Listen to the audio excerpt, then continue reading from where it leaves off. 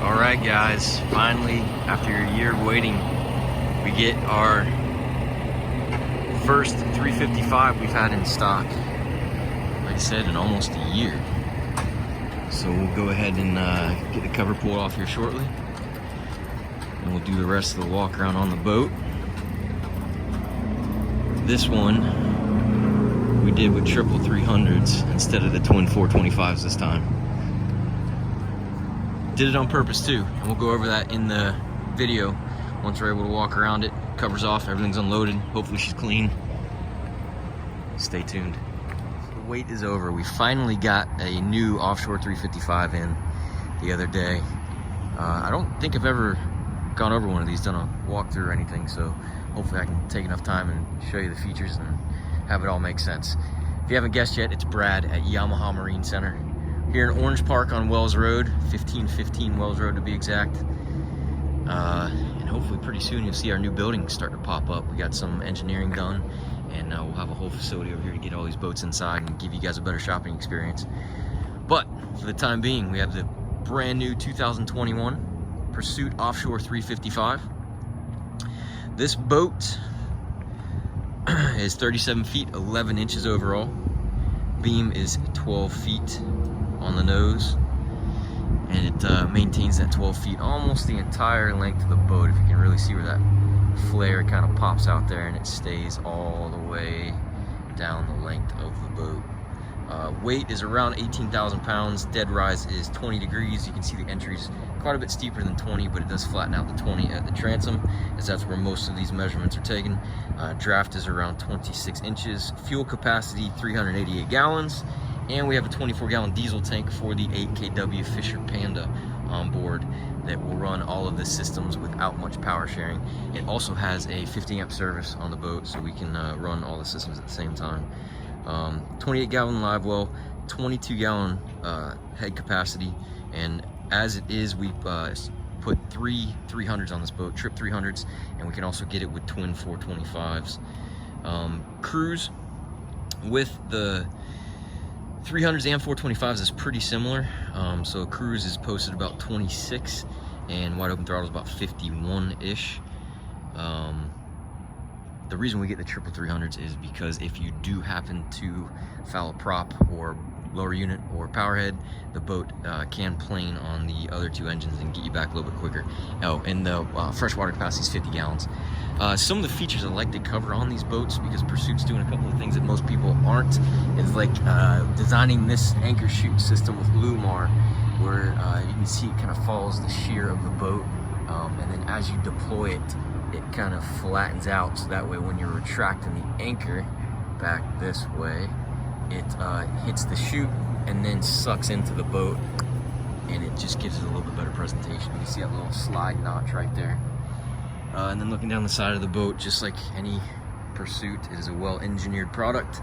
You have a pretty aggressive reverse chime around the outside of the boat here, and then a couple of pretty pronounced lifting strakes to help get the boat on plane quicker, because having a 12-foot beam and 18,000 pounds, this boat is a beast. But with the new hull design, because it used to only be offered with twin 350s previous to the 2020 model year, they redesigned the hull around the triple engines, so they flattened the pad out here so you can see under the boat to get enough bite to that center engine. And then when you do the twin 425s, you know, basically the center engine is gone, and then the 425s have a pretty big spread. So if you're doing Helmmaster or something like that, you still have some good leverage for virtual anchoring, dockside maneuvers, things like that. This is the Helmmaster lights. That's when Helmmaster is active. Those are flashing, and then we have the, I think they're Seablaze Quattros, Spectrums, X2s, Lumitech, and there's 4 of them. And then your freshwater inlet is up here for dock, and then the 50-amp service there, 240 volt. We have our Gerlich ladder tucked away in there. And then another feature I like to point out from Pursuit is the spacious transom. You can walk all the way across, get to both sides from the dock. Being that there is no dive door on this model currently on the side of the boat, kind of makes it useful. So if you are at the dock and you have to board from starboard, you can actually hop in from a floating dock and then walk all the way across without much issue. And you can get to the engine cowlings for doing any kind of work.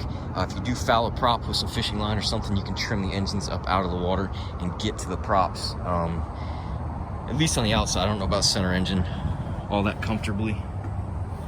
But boarding the boat, you have a nice thick door, which is notable from Pursuit. Most of the stuff that they do is very thick fiberglass. You got some rod holders, cup holders on the gunnel side, some tool storage, a little raw water outlet there.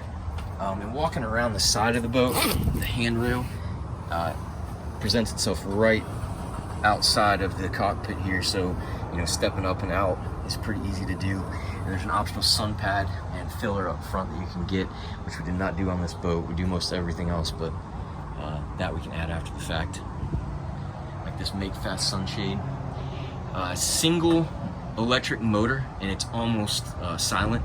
And these bows on the side here don't bind like some other brands that are out on the market. So if you do hit a high wind or something like that, you can still retract the shade without really doing damage or getting it stuck.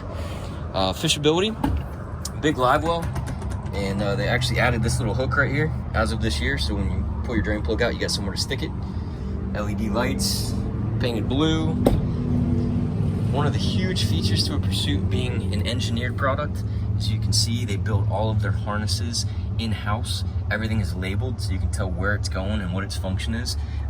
It's all heat shrunk, so you don't have to worry about any kind of water intrusion or things like that. Tin copper, self-extinguishing insulation. So if you do for some reason get some sort of short to ground or some heat generation and you get it to start smoking, the harnesses actually put themselves out. And it helps out quite a bit when you see all your batteries stowed in here. And then those sit under this nice little storage bucket, which I'll put in place. Bear with me. There's a drain. I will hook that up. Closes nice and tight. You got a cutting board surface there with a little bit of drawers, tackle, lure tubes, that kind of good stuff. And then this is an optional seat over here for the port side. And again, rod holders, cup holders, and then another seat. I believe this transom seat is standard, but you can see when they're both folded out, it makes a nice L lounger. And then out of the way when you want to do your fishing, and then you still have some aft-facing cockpit seats here that are phenomenal trolling seats. And then these on the floor are both insulated fish boxes, and they go up there pretty good. I mean, wahoo, mahi, all that good stuff. And they are diaphragm pumps. So both this box on starboard and port box have their own diaphragm pumps to pump the liquid out. If it fits through the drain, it'll go out the diaphragm pump. Another note from Pursuit: everything engineered, everything has its place. You can see how nice and tidy everything is, nice and tucked up. All your filters are accessible. Your pumps are pretty easy to get to. Through holes, fairly easy to get to as well. And then back there, that big white box is your isolation transformer. So if you've ever been to a dock and there's dirty power, the shore power never enters your boat. It enters that isolation transformer. And then kind of like a, what do you call it? One of those chargers you just set your phone on, contactless charger. It's the same idea. So it charges without ever letting the dirty power get on the boat. All your steering pumps for the Homemaster system are right there, and then your Fisher Panda generators right there. 8 kW, easy to get to, easy to maintain. You have some bilge pumps underneath those accesses down there. Finished stringer grid system, and then this is a liner, so everything that you can take a look at is nice and finished, just to be presentable. And again, all your hatches, doors, all that kind of stuff are resin transfer molded, so two-piece vacuum packed into one, molded in non-skid, which is really nice. And then coming to the cockpit galley, we have a grill, a sink, and then you have some power down here if you want to run a blender or something, grill control, 5-gallon bucket storage, and then a little bit more drawer storage there, and it all tucks out of the way really nicely. And then underneath both of these seats, you actually have some insulated cooler space there. And then coming into the bridge deck, some nice teak steps just to break it up so you can tell that there's a double step up here. Courtesy lighting for low light conditions, air conditioning vents, freezer box, will freeze water if you turn it down enough, and then a drop curtain with a little foldable door, and you can see the hardtop lights, the JL audio system, all premium stuff. And then the drop curtain really seals in the bridge deck when that AC is cranking. Is a separate bridge deck AC unit to keep it cool in here. I'd probably say at least 10 degrees cooler than ambient. Not freezing, but enough to make a difference. Little features like this, foldable armrest, that way as you have people seated around here. And then the helm seat, VHF on the wall there, VHF 310 or 315, whatever they're calling it now. Flip up bolster, flip down armrest, rotates, goes front and back, AC return, the actual AC units in there. And then my favorite, since I'm a short guy, my little step so I can see out front. And actually the view from the boat, due to this optically correct windshield, is a chemically treated windshield. So if you're looking at it through polarized lenses, you usually see those little teeny rainbows everywhere from where those air jets, when they heat temper them, turns into rainbows. Well, if you're wearing polarized lenses, this is clear as day. So there's no poles, nothing to get in your way like on some of our competition. Very complex windshield, but it makes all the difference. And then this fully integrated fiberglass windshield scaffolding, beautiful. And then they just updated the poles back here to kind of follow the line of the boat, just make it a little bit swoopier. Some more isinglass on the sides there. Beautiful job. Twin 8612 XSVs. I don't know what transducer we have on here, but we did the radar autopilot. They said Helmmaster with the set point, the Helmmaster binnacle, all the cool gauges and controls. You can see the huge switch panel down here, the MediaMaster 100 JL audio head unit, and then the Pursuit glass bridge. So this is all flush mount with the AC vent there as well, keep you nice and cool. And then some gator skin stuff so you can set phones and things up here without them falling off. Yeah, and then the platform actually folds up out of the way. If you ever need to get to your electronics or anything, the helm unlatches from forward and pulls aft so you can get to all your wiring. It's just as clean as all the stuff you saw in the bilge down there. And then heading into the cabin, you can see these are all real wood veneers. I believe some of the materials they're using is like Kaya, Sapili, and then this veneer is actually a real wood veneer too, called a Wenge. Really neat stuff, and it's all made in-house at the Pursuit factory. All high-end stuff, high quality stuff. Let me hide my regulator logo.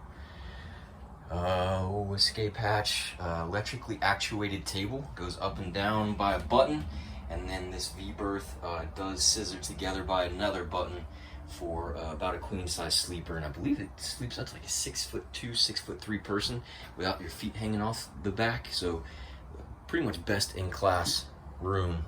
There's your AC units, bridge deck, cabin, entertainment, AC panel, so your generator panel, and then all your AC systems. And you can see from shore power to running the Jenny, and then you notice there is no power sharing on here. Again, having 50 amp service and 240 volts, we can run just about every system on the boat at the same time and still get, oh geez, a couple of days almost use out of the generator. I think I think it's a 24-gallon diesel we mentioned, and yeah, 24-gallon diesel, so it should run at least a day and a half, I would think. Nice sized galley, twin burner, microwave, a lot of countertop space, large basin, storage everywhere, good sized fridge with a little freezer, so a lot of space, a lot of storage. Midship, pretty easy to get in, again, more storage. I'm about 5'7", and I can kind of walk back here just stooping over. AC vent, return. You have some pumps underneath here. AC pump, freshwater tank, And then what else is in there? I think your water manifolds, so your freshwater system. Some more storage in here on the floor. But anyway, the water manifold system, kind of cool. Some more big boat stuff, which Pursuit's a big boat company that builds some smaller boats. Not that this 355 is a small boat by any means, but some big boat technology like the water manifold system. If you have a system like this sink that starts leaking, you can access the manifold system and turn off that section without turning off the rest of the boat. Actually, I think it's in here on this one. There you go. That's cool stuff.